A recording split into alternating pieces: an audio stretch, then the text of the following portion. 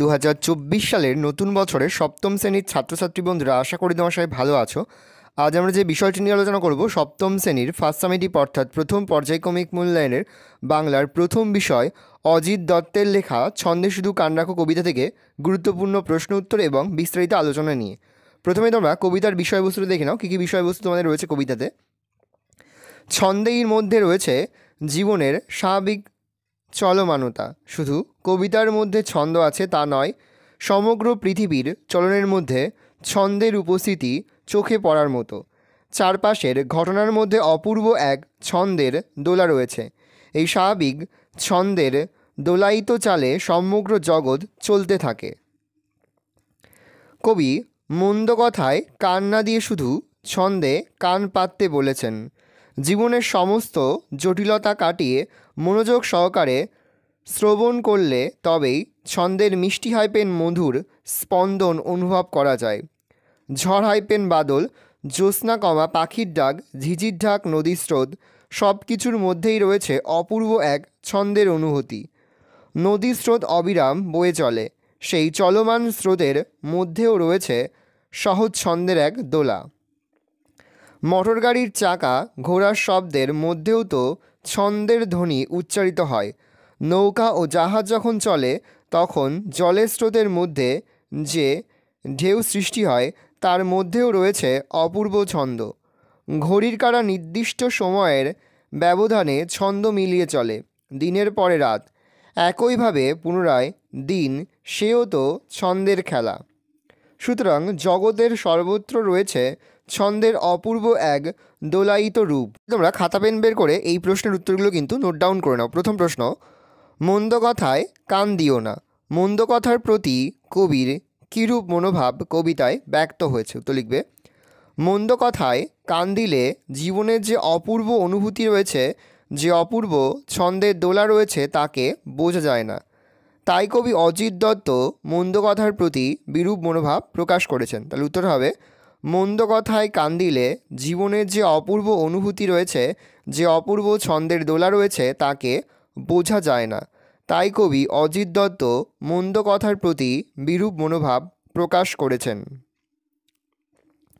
পরের প্রশ্ন, কেউ লেখেনি আর কোথাও, কোন লেখার কথা এখানে বলা হয়েছে?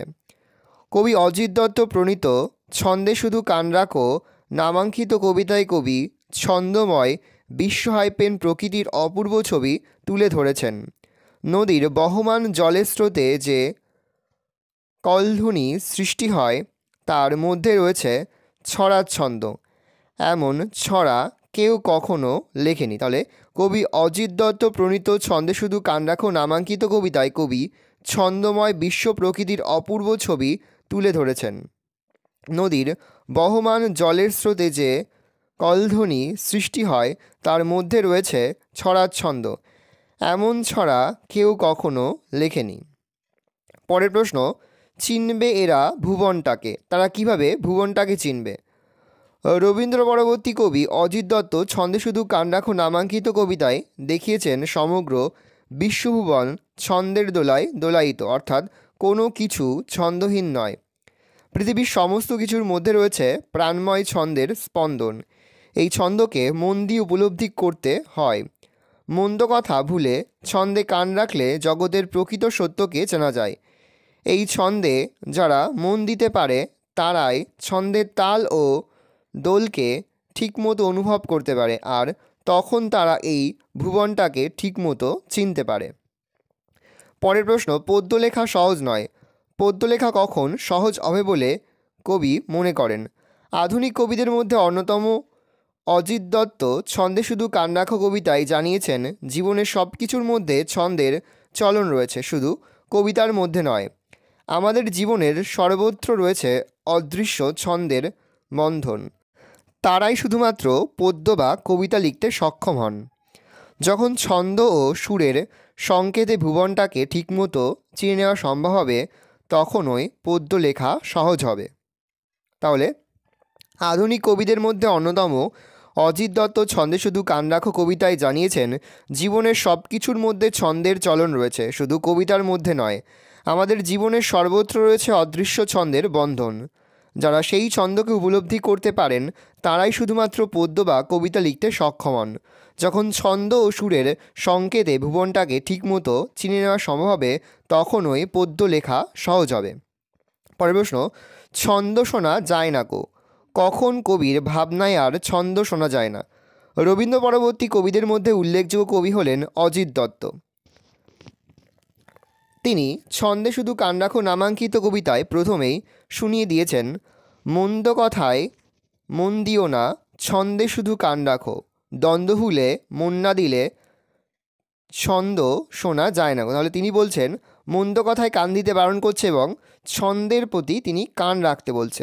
আর দ্বন্দ্ব ভুলে মন না দিলে, মনের মধ্যে দ্বন্দ্ব রয়েছে, সেই দ্বন্দ্বটা ভুলে মন না দিলে ছন্দ কিন্তু শোনা যাবে না। অর্থাৎ মন দিয়ে যদি ছন্দ না শুনি আমরা তাহলে কিন্তু ছন্দ শোনা যাবে না। এখানে কবি অজিত দত্ত স্পষ্টই বলেছেন মন্দ কথায় কান দিলে কোনো ছন্দ শোনা যায় না। তাছাড়া মন্দের দ্বিধা দ্বন্দ্ব ত্যাগ না করলে ছন্দের সহজাত সুর উপলব্ধি করা যায় না। তাহলে উত্তরটা আরেকবার দেখে নাও।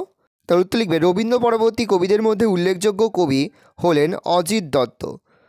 ছন্দে শুধু কান রাখো নামাঙ্কিত কবিতায় প্রথমেই শুনিয়ে দিয়েছেন মন্দ কথায় মন দিও না, ছন্দে শুধু কান রাখো, দ্বন্দ্ব ভুলে মন না দিলে ছন্দ শোনা যায় না এখানে কবি অজিত দত্ত স্পষ্টই বলেছেন মন্দ কথায় কান দিলে কোনো ছন্দ শোনা যায় না। তাছাড়া মনের দ্বিধা দ্বন্দ্ব ত্যাগ না করলে ছন্দের সহজাত সুর উপলব্ধি করা যায় না। পরের প্রশ্ন রয়েছে চিনবে তারা ভুবনটাকে। ভুবন শব্দের অর্থ কি? ভুবনটাকে কিভাবে চেনা সম্ভব? খুবই গুরুত্বপূর্ণ একটা প্রশ্ন। ভুবন কথাটির অর্থ হলো আমাদের এই পৃথিবী। দ্বিতীয় প্রশ্নের উত্তর প্যারা চেঞ্জ করে লিখতে পারো পৃথিবীর সব কিছুতেই ছন্দ আছে, পৃথিবী ছন্দহীন নয়। সেই সব ছন্দকে মন প্রাণ দিয়ে উপলব্ধি করতে হয়। আমাদের শ্রবণযন্ত্র যে কোনো অনুভূতিকে ধরতে পারে। আসলে মানুষ যদি মন দিয়ে শোনে এবং উপলব্ধি করে তবে তারা যে কোনো বিষয়ের মধ্যেই ছন্দের অস্তিত্ব অনুভব করতে পারে আর তখন ভুবনটাকে চেনা সম্ভব হয়। তাহলে ভুবন কথাটির অর্থ হলো আমাদের এই পৃথিবী। প্যারা চেঞ্জ করি পৃথিবীর সব কিছুতেই ছন্দ আছে, পৃথিবী ছন্দহীন নয়। সেসব ছন্দকে মন প্রাণ দিয়ে উপলব্ধি করতে হয়। আমাদের শ্রবণযন্ত্র যে কোনো অনুভূতিকে ধরতে পারে। আসলে মানুষ যদি মন দিয়ে শোনে এবং উপলব্ধি করে তবে তারা যে কোনো বিষয়ের মধ্যেই ছন্দের অস্তিত্ব অনুভব করতে পারে আর তখন ভুবনটাকে চেনা সম্ভব হয়। প্রশ্ন, কিছুটি নয় ছন্দহীন কথাটির মধ্যে দিয়ে কবি কি বোঝাতে চেয়েছেন? জগতের কোনো কিছুই ছন্দহীন নয়। কবি অজিত দত্ত মনে করেন আমাদের জীবন নিয়ন্ত্রিত হয় অদ্ভুত এক ছন্দের দোলায়। জীবন জগতের মধ্যে রয়েছে অদ্ভুত এক ছন্দের দোলা, এমনকি জোর জগতের মধ্যেও রয়েছে ছন্দের খেলা। কবি বিষয়টিকে বোঝাতে গিয়ে জানিয়েছেন পাখির ডাকের যেমন ছন্দ আছে, নদীর বয়ে চলার মধ্যেও তেমন সহজ ছন্দ রয়েছে। তাই কবি বলেছেন কোনো কিছুই ছন্দহীন নয়। ভালো করে দেখে নাও, আজ আমরা যে প্রশ্ন উত্তরগুলো নিয়ে আলোচনা করলাম প্রতিটি প্রশ্ন উত্তরই কিন্তু এবছরের পরীক্ষার জন্য খুবই গুরুত্বপূর্ণ, সেহেতু প্রতিটি প্রশ্ন উত্তরই তোমাদের খাতাতে লিখে তোমরা কিন্তু মুখস্থ করে ফেলবে। আশা করি ভিডিওটা ভালো লেগেছে। ভিডিওটা ভালো লাগলে ভিডিওকে লাইক করতে একদমই ভুলবে না। আর আমার চ্যানেল নতুন হওয়া লাল কালার সাবস্ক্রাইব প্রেস করে পাশে বেল আইকন প্রেস করে যখন নতুন কোনো ভিডিও আপলোড করি সবার ফার্স্ট নোটিফিকেশন তোমরা পেয়ে যাও। আর এই ভিডিওটি তোমার বন্ধু বান্ধবী আত্মীয়স্বজন সবার মধ্যে কিন্তু অনেক শেয়ার করে দাও যারা এবছর সপ্তম শ্রেণীতে পড়ছে। আমরা কিন্তু ইতিমধ্যেই সপ্তম শ্রেণীর প্রতি বিষয়ের সিলেবাস, প্রশ্ন কাঠামো এবং নমুনা প্রশ্নপত্র কিন্তু আপলোড করে দিয়েছি। তোমরা যদি এখনও পর্যন্ত সেই ভিডিওগুলো না দেখে থাকো ভিডিওগুলো কিন্তু তাড়াতাড়ি দেখে নাও। তোমাদের সকলকে জানাই আগাম পরীক্ষার অনেক শুভেচ্ছা এবং অভিনন্দন। আশা করি সকলের পরীক্ষায় খুব ভালো হবে। একেবারে ভিডিও শেষে স্ক্রিনে তোমরা একটা প্লেলিস্ট দেখতে পারবে, তারপরে ক্লিক করলেই সমস্ত ভিডিওগুলোই কিন্তু তোমরা পর পর দেখে নিতে পারবে। ভালো করে দেখে নাও কোশ্চেন পেপারটা।